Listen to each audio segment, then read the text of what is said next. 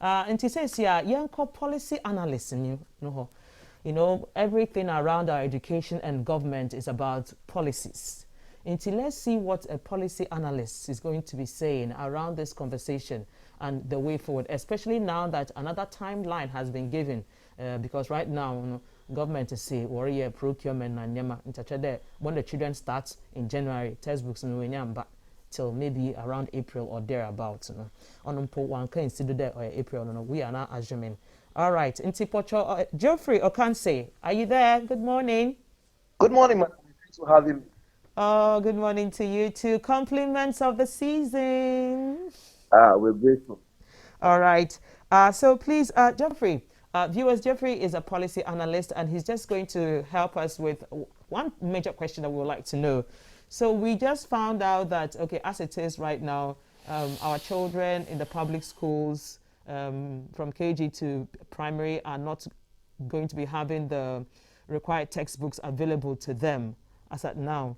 So they'll have to purchase based on what NACA has put on their site, their approved textbooks. So what should, as a policy analyst, what do you think this is going to do for our future? Should we do Our policy analyst is back online. Hello, Geoffrey, are you there? I'm right here, madam. Okay. So I was talking about what do we do right now from the perspective of a policy analyst with the challenge around requested textbooks. We cannot run away from it. The whole issue has to do with poor planning. Because if we were on point with planning, implementation wouldn't be a problem. Okay, if we are on point with planning, implementation will not be a problem. Yes, okay. It's an issue of poor planning. We've always rushed through with planning things. And sometimes you wonder how the planning went, because clearly in the implementation, you can see that this was very, very, very poorly planned. They say, you look at what we are doing, the timelines we are giving.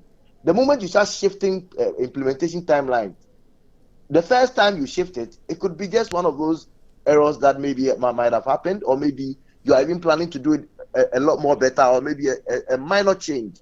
But when it takes more than 3 months for every technical planner, any policy implementer, if you go beyond 3 months delay, then clearly it means that there was something very, very, very technically very wrong that we don't even have a hand on it. Now look, we've run a whole year, teachers were improvising, and it has never happened before in the history of this country. We ask all the educationists, this is new, we don't know about this one. And when you look at the way parents are frustrated, parents are asking simple questions to teachers: what is going on? What books are we buying? Teachers are only improvising. We've been safe. We've run a whole year without it. Now you would expect that the anomaly will be corrected with a clear plan that in say, let's say February, we are having this plan. We'll be using this one in place. So in December 2021, we'll have a meeting with all the stakeholders, parents, the media, the educationists, everybody will have a stakeholder meeting in December.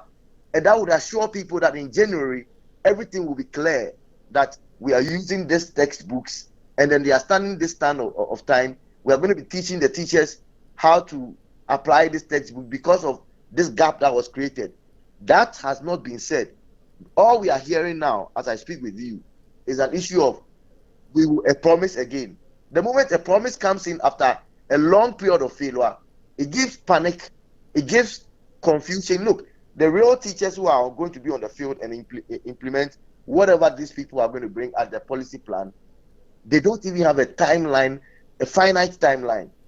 So how do you, an observer from the media position, or from a parent stand, or a guardian stand, or a concerned citizen, understand what is going to be rolled out?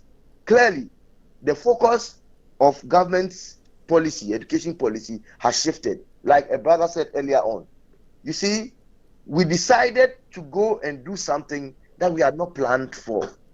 The free SHS has taken every other attention of government. It is clear, because right now you have shifted the free textbooks, the free uniforms, and everything you were giving at the basic level. You have shifted it to the secondary level. So now You are struggling.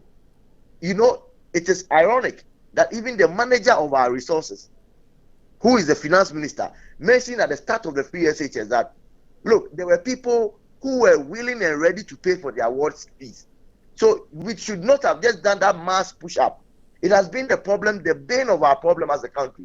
Whenever we are trying to give out something, a pro-poor policy, we assume that everybody else needs it. And then we pour it down there. People don't need it, but you still force it down their throat. And now you cause a struggle at the base. Now this is it. Basic education is where the mass numbers, the UN itself said, at least every other human being, every other citizen should have at least access to basic education. That is a firm foundation that every citizen is to get. Right now, it is rather at that place that we are having a shortfall. It is like you have built the right thing at the base, now you are panicking the base, and now the middle will become a problem automatically. Who and who will qualify without this textbook system and move and progress to the next stage with all the technical hitches? And then how do you go and fix them up there? We shouldn't only think about providing these textbooks. We should know that there has been a little shake-up. Let's find a correction for it whenever we are coming in to implement the correction. It is a gap that has been created. It is unfortunate, rather really unfortunate. But I've heard little from the teacher unions have spoken, but really, I think they can do better. Okay, they can do better in what sense? You see, it is another thing. Just complain. You remember a time when the doctors went on strike just because they were not getting the right tools? Yes. Yes. It shows some. We are not mongering for a confusion or anything. We are rather calling for the correction to be quick. How quick do you see other political issues solved in this country? This is a very serious social intervention. It's a social need. Education is a need. You need it. People must be educated. People must understand. As we go through this vaccination issue, you realize that I'm not saying if somebody has not seen the classroom, the person can't understand what vaccination is. But you see, if you have a citizen who can read and write, they can understand issues. Some of these issues, when you are pushing down, they can easily absorb. They can easily understand. This is where you get people misconceiving because of basic understandings. And all this is about basic education.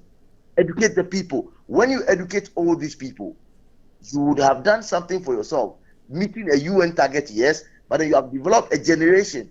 We are missing something. People are thinking too much politics when it comes to education, health, and issues like this. Leave political parties out of it. Let's look at the national agenda. What is the national agenda? We want to educate people. Are we educating them the right way? Look at it. You have a whole semester running. Terms have run 3 times. What is the excuse? First term, second term, and third term. I mean, what has been the excuse? The excuse, is it funding? If it is funding, government should come out and say, we have constraints with funding. And that is where people, for people who still have issues, what attention are you giving to other sectors that you are not giving to education? Basic education is key. You see, these are the firm foundations. I've sat in class with people who confess to me that their basics is the reasons. Some of them write statements and you can see that there are issues with it. They've climbed all through secondary, tertiary, but still basic. When you read their English, look, the basic, the foundation, the firm foundation is so important. We shouldn't miss this point. And the teachers have complained, parents have complained. I think government must now listen, and NACA must come out and tell us their difficulty. Because if it is a normal anomaly, I mean, I'm not saying there's something that you can explain and then leave people off the hook. No, but if it's just about a basic problem, it should have been handled with one term, and that's even grievous. But I mean, you could manage the talking around it. That look, this was a hitch, and we fixed it. But for it to go a whole academic calendar.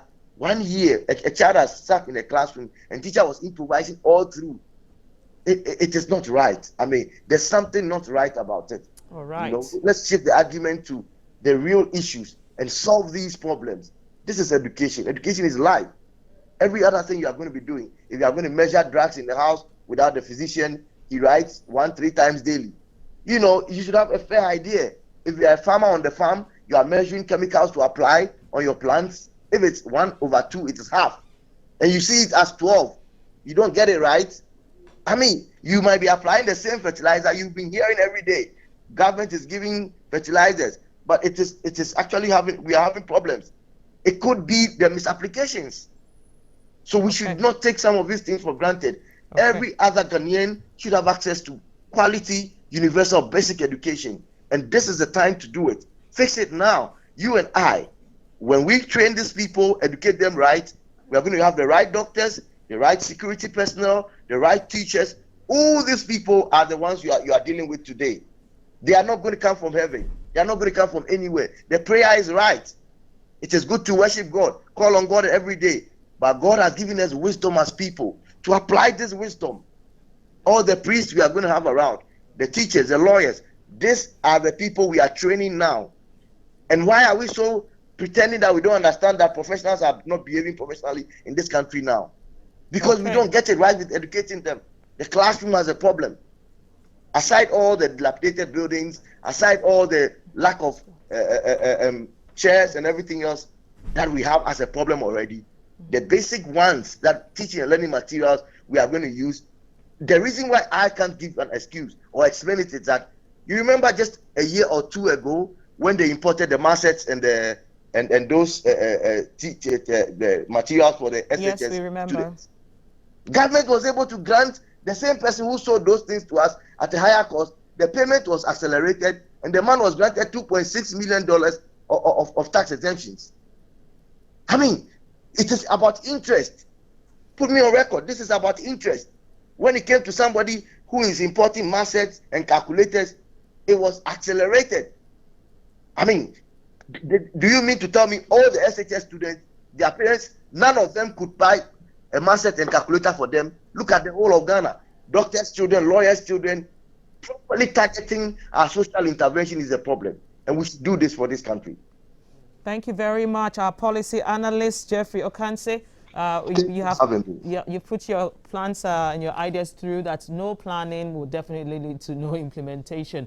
We'll definitely engage the stakeholders, the government, to see what the way forward is with this. Thank you for joining us on Happy HMS. Thanks for having me, madam. All right.